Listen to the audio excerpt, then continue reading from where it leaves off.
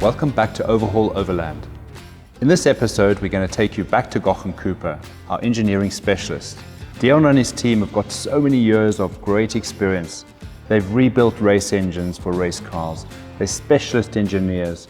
Deon is a forensic specialist in diagnosing problems on engines. So we couldn't have a better team at our disposal to pull the engine apart and to carefully examine every component to assess what's the wear and tear on this engine and what are we going to need to do to rebuild back in that reliability so we can do another 500,000 kilometers with that engine.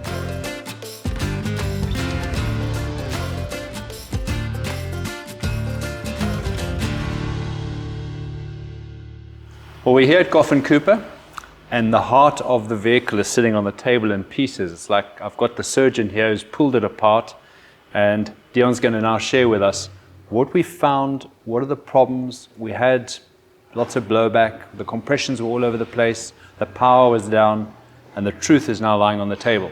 So Deon, what can you show me? Okay, Paul, once we got everything stripped down to a T, you're on the dyno, we had quite a lot of blow-by. Yep. And so what we found there's one of the pistons that's got half a ring missing. That's the one over there. Don't worry. A piece of the miss, there's going to be a big lack of compression there. That explains everything. And just to take up on that point, I mean, a ring missing is quite serious. Yeah, absolutely. What would cause something like that? Well, it's probably overheated or had some serious detonation in its previous life. It could have even been an assembly error. You've got to look at the direction of the fracture, then you'll get an understanding. But this is broken quite on a 90 degree. So it's probably from a serious problem that the engine had on before, overheating or timing or knocking on top of it. That caused. It's probably running like that for quite a while. Yeah, I can imagine that. And then there's also a little mark on the top here that shows you a history. At some other time there was mechanical contact with the valve to the piston, actually on all of the pistons over here. And that's probably caused more from a timing belt or timing that's out or belt that's snapped. Yes, so it has to be something to do with the timing that's out. So either the timing belt snapped or somebody previously replaced the timing belt and put the timing incorrectly, started and caused that. But this looks like quite a hard impact with the witness mark that's on there, so it's more than likely a belt that snapped in the previous history. The pistons weren't changed and just put a new belt on again. But further to that, so once everything's done, I mean, the engineer's got to go through everything, all running surfaces. Yeah. The mechanic's reliant on the guy's knowledge of the engineer here. So if you look at the cylinder bore, if you have to measure that, there's quite a lot of wear in the bore. You can actually feel it. Yeah. You can actually feel the ridge in the bore. That's not good at all. The surface of the block, it shows you where the gasket was actually blowing. So we noticed on the surface here that we could see, there's more rust indication. As you said, the color's telling us a story. Yes. I think that's what we're trying to understand here. You do forensics on engines all the time. So everything's got a story to tell us what's maybe gone wrong. Yeah. And what more are you seeing here in the story pattern? Well, in a natural form, this material is going to be nice and shiny and silver. And once your gasket starts leaking, it's going to start pushing compression through to the water, and obviously it's going to be sucking water back in again, and so it actually starts burning away. And often between the bores. Yeah, and that just accelerates all the problems on the engine. And getting water inside the engine, compressing it they don't like, especially large amounts. That's when the diesel bends conrods and stuff like that. Very dangerous. So we are sitting with a lot of wear in the bore here. So we've measured out, it's got to go to the next size. They call it 20 thou, which is 0.5 millimeters. That's got to be rebored. And obviously with that, you've got to just remachine the top of the block to get all that surface. So this gets cleaned up. Definitely. Then they reboard this machine, which is going to basically cut this bigger, to the bigger pistons. It'll be an oversized piston, so it's basically half a millimeter bigger than what your standard size bore is. Yeah. So all these wear marks will be gone there. Then it gets honed. In a proper honing machine, you've got the right crisscross patterns, and that's there for the rings to bed in properly on the initial startup. That's a very critical process, because if people don't hone an engine properly, you get different types of hones. Yeah. It's like preparing the surface for the rings to run on, and actually for that engine to properly work. I'm sure you've seen some bad examples. Yes, absolutely. So they refer to it as a crosshatch. It's basically like if you look closely, you might still be able to see a little bit of the old ones. So the crosshatch is honing with the machine. It's got stones that moves it up and down. It leaves a crosshatch. So when you put your new rings on the piston, and the engine fires up, we can actually break the ring in. You want the ring to wear, to seal off the area. A lot of you guys will probably know about when you refer to people as lapping in valves, leaves a little grey line around the valve, you know you're going to have a proper seal. The same process on the rings wanting to seal in the bore. The better the braking procedure, the longevity of the engine is going to be a lot better. That's very, very critical. The machining, the honing, very critical. Also the way that you start the engine up for its first time. And then further to that, all the bolt holes, the cylinder bolt holes have got to be cleaned out and checked. You don't want to do all the machining on this thing. You're sitting with a damaged thread in the block. Then you're sitting with a problem. So, and then you spoke about the oil ways, which I think are also a critical component to clearing all the oil ways in the engine. So when the engineer goes to this thing, he actually looks at it through a magnifying glass at every single little component where you can see color changes to look where things have gone wrong in the engine. A lot of things that gets mistaken where we see a lot of failures is the guys do not remove what you call is an oil gallery plug. So in the block, on the bottom side of the engine where your crankshaft sits, you've got an oil gallery. Okay, it's actually a main gallery. Yeah. So if you look here, these are pressurized galleries. They basically come from your oil pump side down to channels that run through the block. Now they blocked off, they sealed off with little plugs. The guys don't remove them to clean them, and it's a very important process. You can have this fancy looking pretty machined engine, but with an old plug-in it's got some dirt trap behind it, and that's going to just accelerate the wear and cause more problems, even if you think you've got a brand new engine. So very important to remove all those plugs. We use what we call is a little honing. They use it, what you use to clean rifles with, a little rifle hone. And then we hone all those little tiny galleries out to make sure it's crystal clean. And then we steam clean them out and just pump some oil through them, rewash it out to make sure that there's no bits. Cleanliness on an engine is critical. Look, it's like surgery. I mean, I'm equated to a body. Yeah. You know, if your veins are blocked up, you've got blockages there, you're going to have a problem. And the same on the motor. So what's also important, these are your main bearing caps down here. And they refer to the main bearing housing. So a bearing locates in the actual bearing line. I don't know if there's one lying around here. So that housing's got to be measured because the mechanic will just put the bearing in and put the crank in and expect, okay, your clearance is going to be good. And here's our crankshaft, which would sit in here. Yes. So those housings are critical. The way they locate into the block, it needs to be nice and firm. It can't move around because you're going to have a main bearing cap that's going to ride. So all those clearances checked down here is very, very critical. This block's equipped with oil squirters, so that's where the oil gallery goes through. Those have to be removed and cleaned to make sure there's no debris inside there. Those are the little squirters that spray oil up to the bottom side of the crown of the piston to cool it down. You've got to look at those so they're not cracked. Very, very critical. Okay, we'll get back onto the block now. Then your crankshaft, okay? We've measured it, it's standard. Okay. That's a good thing. It hasn't been machined before. Right. A diesel crankshaft, the most critical thing on it is what they call is the radiuses. And that's right in the corners here. Yeah, it's a little, if you look at the journal on the side here, it's this little radius in the corner over here. Now when some engineers machine them, they don't have the right radius on their stone, and then when they machine the journal, they're actually undercutting into the radius and they actually weaken the crankshaft. So you think you're getting a nice, beautifully machined 10th crankshaft, but they've actually weakened it by cutting into your radius. So that's very critical to look at. Nice little tip over there. This one measures beautifully, so we're just going to polish it. We've got a special linishing belt to polish it. There is some wear on the rear main seal. You always get these cars with this, they call it a rear main seal leak. And people will try and replace seal after seal, and they cannot get rid of it, and the car comes back to the workshop 100 times. This is the reason for it. It's actually worn into the crankshaft. Yeah. So you can replace a new seal on here, and when you push it over, it's going to receive it in that worn groove. It's not going to have the proper tension on it to hold the seal. So either you've got to repair this, which is a bit of an extra expense on the client, or you can move the seal slightly. The client has to pay for that. And then another little trick is you can tighten up the spring slightly inside the seal to stop that. You don't want to get an engine bolt, send it out there with a leak there. All that oil gets onto your clutch. It's not very good. Okay, we've got the camshaft here, and visually if you inspect it with your eye, you can actually see the section of the nose is really badly worn down compared to what they're supposed to look like. Now this wear, what's created? I mean, these are worn at different rates. Why would that happen? This is got to do with clearance more than likely, with a lot of wear. So basically what had happened over here is, as your valve seat wears, still the valve out over here, or here's another thing to take it out. So as the valve wears, it's going to wear down. You can actually see there's a lot of wear on that valve.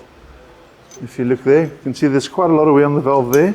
So what that's going to do is that's going to move further down in the cylinder head, and this bucket's sitting on that, it's basically sitting on that side there. Camshaft's on the top, that's going to minimize your clearance. So by not having the right clearance, you're going to cause obviously a lot of mechanical friction, and that's when problems. So that's where you won't see all of them are worn down there at different points. Would you not adjust these clearances? Because I think these are, so there'd be a way to adjust them to make sure they're right. You get different shim thicknesses. Yeah. So obviously once you put the new camshaft in, everything's machined up nicely. Those clearances get set 100% properly. Yeah. But what we like to tell the guys is, the old school guys will know you were taught from your dads to rock 4 and set 1. Don't know who can remember that. Yeah. But that's not the right way of doing it. You actually want to turn it up on its base circle. So the camshaft's got a section that's referred to a base circle. That's the area, that's the quietening period. That's where you want to set it. Because if you, the quick way, rocking 4, rocking 1, you're actually setting it on the side of the ramp. So the most accurate way is to do base circle, full base circle, let your lobe be straight up. That's when you get your most accurate. That's actually really interesting, because that was always a taught. Yep. Yeah. Rock 4, set 2, set 1. Or set 1, and you just work through the firing order. Yes, you take your firing order. If it's 1, 3, 4, 2, and you take those 2 digits, put it underneath there, and then you'd set them like that. Your valve springs over here, also quite critical. So what we do with these, we put them in a spring tensioning machine, and we actually measure them to have a look if there's worn. Something people never check. Yeah. They can measure the free length with a vernier, and they can actually see what's stretched, what's twisted, what's worn down. And then the tension is very important.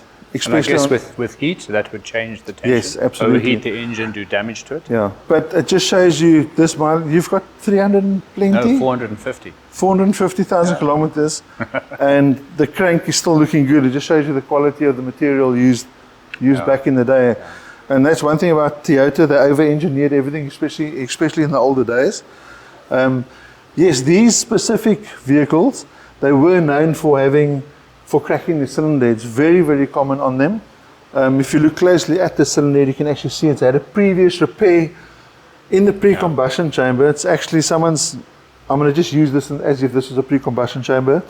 What they've done is they've actually machined a hole halfway in here and halfway in the head, and they put a grub screw in it to let the pre-combustion chamber sit very tight.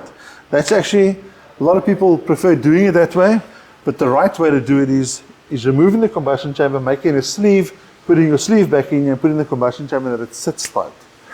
So it's a pressure fit basically. Yes, a very tight fit. Yeah. There's a certain height that it's got to be at as well too. Same with your valves, it's got to have a certain height. Yeah. And you can see the seats are very, very deep. The more frequently a head gets reconditioned, actually more power you take away from it, because the further you cut the seat. So if you machine this down, okay, the valve's going to go and lay deeper into the cylinder head. That tulip section is actually closing your port up. So it actually takes a lot of power away from the engine. Yeah. You wouldn't think that's such a small amount, but actually, yeah. Yeah. Deon, let's just, because we had a problem on these heads before, we're rebuilding the engine. We want to do some preventative opportunities to sort this out. What are we going to do on this head? We've got a new head, but I mean, if we were going to repair this head, what would you improve on it? The exhaust ports on these heads, as you can see, are very, very small. So it can't get the exhaust gas temperature out quick enough. So I'm talking about 15 odd years ago, we used to recommend putting a free flow rear silencer on there just to help get the hot gas out quicker, as well as used to do some work onto the port, just to enlarge it slightly, change the seat angles to get some more flow, to get that hot gas out very, very quickly. And the interesting thing is, on the dyno, you can test the car before and measure the exhaust gas temperatures. And after doing that, the power came up and the exhaust gas temperature came down. So it's creating safety on the engine, which is very good. So we'll be doing some work on this cylinder, on your new head, onto the porting to get that down. But for 400,000 kilometers, it's normal wear and tear in here, and nothing extravagant. And our conrods, you had a look at those? Yeah, even the housings in the conrod. So what they do is, you can see these all torqued up now. So the engineer will measure this inside here with a micrometer, and we've got a manual that gives you every single clearance size. Referred to this as the housing. So that housing's got to be within. If this housing was 50 millimeters OD, it's got to be 50.01 to 02. That's a critical. You're talking about 10 microns. The clearance is that you can allow it to pass. If this is, if it's worn, then what you have to do is we have to resize it. So we'll remove material from the cap and put it back on. You're actually making your circle smaller, and then we'll resize this hole out to get to the original housing size that it must be. Standing here with sandpaper, sanding these things clean is a no-go, because you're destroying the. It looks nice and pretty, but you're actually causing damage to the housing on the side. And for 470,000 kilometers odd roundabout there, the housing still looks very good. Very, very good, yeah. Very strong rods. Even the small ends, you can see it's got a nice, good quality small end bush. It's more of a phosphor bronze material than your normal cheaper brass material, so very, very strong as well too. So I think, really where we're going with this is to take the engine out, the block goes off, it gets machined out, gets cleaned up, everything has been measured, the crank's going to get polished, we're going to get the right bearings, new bearings, we're going to do the conrods, new cylinder head, and then it comes back to the assembly phase where it all goes back together. And I guess before that, the critical part is to make sure everything is properly set up. Yeah. What do you see as common mistakes and problems where guys are putting engines back together, and you've seen problems that are overlooked, things that people get wrong? The biggest problem in the industry now is a lot of people don't know how to measure. So they'll rely on the engineer that the clearances are going to be absolutely perfect. It should be the other way around. The mechanic should be checking the clearances before he puts the engine together. So inside, if you look at the crankshaft, it's got to be a specific size, and then the bearing that goes into your main bearing, the clearances determine your oil pressure, which is critical. So on your crankshaft, there's a thin film of oil. It's referred to in fluid mechanics as hydrodynamic. So that film of oil around there never ever contacts the crankshaft. Your crankshaft cannot contact the bearing. It's never supposed to touch there. So that pressure, if it's too big, you're not going to have a proper hydrodynamic happening going on over there. And that's why your clearances are very, very important. So that thin film of pressurized oil there prevents your crankshaft from contacting the bearings.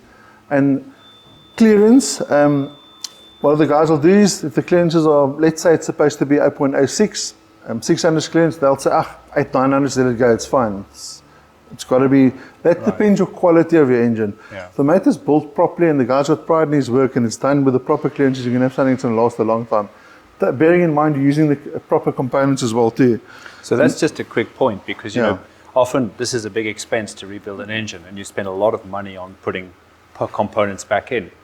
And I know people feel a pinch when they're rebuilding an engine, but it's actually really not worth your while compromising on the components. So if you're going to go to someone that you trust to rebuild your engine, then trust them to advise you on the right parts and pay for those parts, because not only do you want the longevity and the reliability, but you want to make sure that the work's done properly, it doesn't come back.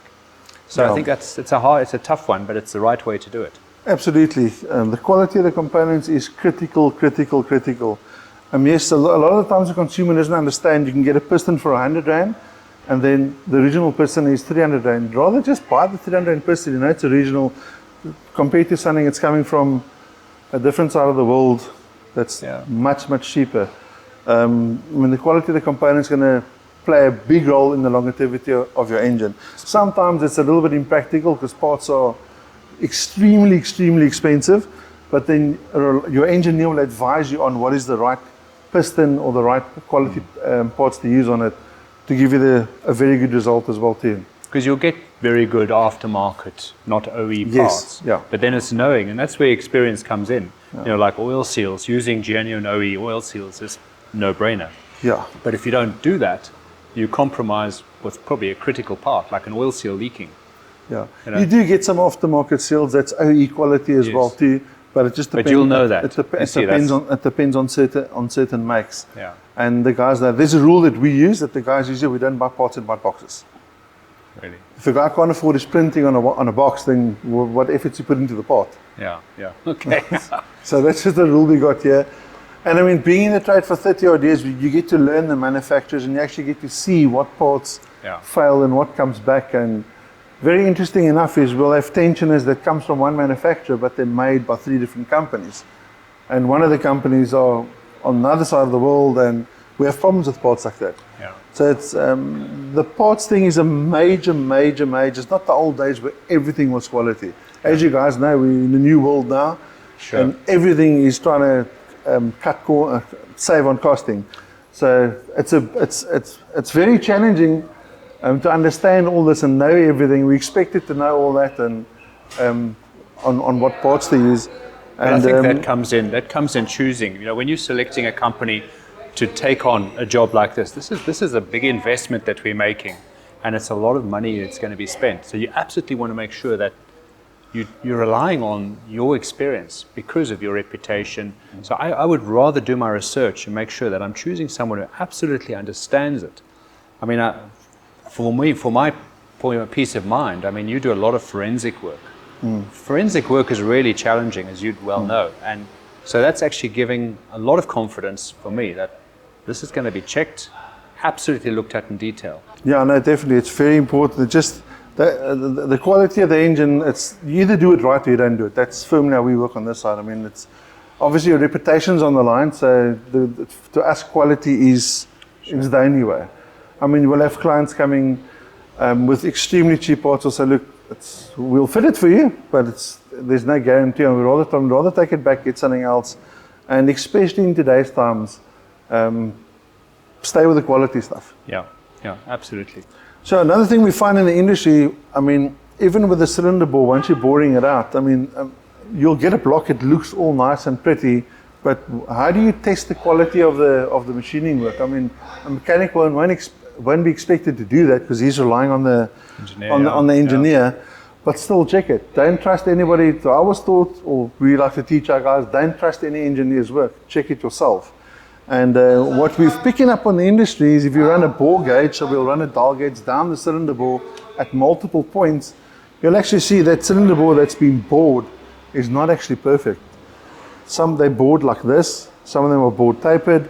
That's because of the wear on the machines. The machines that's because of the wear on the machines. So you got to look at all things like that. Yeah. And very important. There's operators behind machines. The mechanic's got to upskill his game and start learning and understanding that game as well. Then you will have a lot less failures. I think it's really about a team effort. I mean, it's not relying on one or the other. You know, it's like an operation. You've got your surgeon, you've got the anaesthetist, you've got the nurses. Everyone plays a part in the success of this. It's exactly the same. We're building this back up, making sure the team and everyone does the work properly to a high standard, and the result will be good then. Yeah, that's one of our recipes every year. We've actually got a complete build sheet that you'll see when you finish. So we record every single clearance. It's a sheet this long. All the ring clearances, every single clearance you can think of that gets written down. So the engineer that's responsible for this, he'll go through it and give us a recommendation list of what he says. It'll be verified by the workshop manager and get signed off. So we don't allow one person. The responsibility, as you say, is put onto the team. Yes. It's because if we make a problem over here, it's like, okay, you guys all messed up over here. Yeah. So that's why we've got a system that works that it protects ourselves and making sure the quality is extra higher. Yeah. It used to be a big thing in the old days. Everybody referred to it as quality control. We do it very, very strict over here at Aston. Well, I think you don't see comebacks, and at the end result is much better. It's more successful. And that's what we want. I mean, we're trying to really show people what does it take to rebuild an engine? How should you approach? What questions should you be asking the guys who are taking on the work? And quite often you will take it to a workshop and they'll be using an engineering firm, and absolutely they want to use someone who they trust because it's everyone's reputation, and that's where the whole team comes into play. Yeah, absolutely. Great. Well, we're going to let the guys get stuck in. It's going to be a bit of a process, but it's in safe hands. And I'm very confident that it's going to be an interesting journey to see it right the way through. Absolutely. So, thanks, Deon. Cool. Really good. You're welcome. Thank you. Thank you for watching. It's fascinating to see the inside of your engine. And now we understand the majority of what we need parts-wise to rebuild this truck back. We've been to Snyman 4x4. We've gone through the drivetrain, the suspension, the brakes. We've pulled the engine apart, and we now know what we need to do to rebuild this engine. Now the critical component is to get our parts suppliers that we've chosen to supply us the parts. And this is very important. Good quality parts are so important to build back in reliability. There are a lot of parts available for vehicles. Some are great quality, some are average, and some are very, very good. We've chosen Tamer and Toyota to supply those parts. So join us in the next episode. We're going to take you to the warehouse that Tamer have in Cape Town. It's massive, it's full of parts, and we're going to show you what do the parts look like, what kits they put together, and how important it is to choose good quality parts to rebuild that reliability back into your vehicle. So thank you for watching. Remember to like and subscribe, and for more information, go to our website.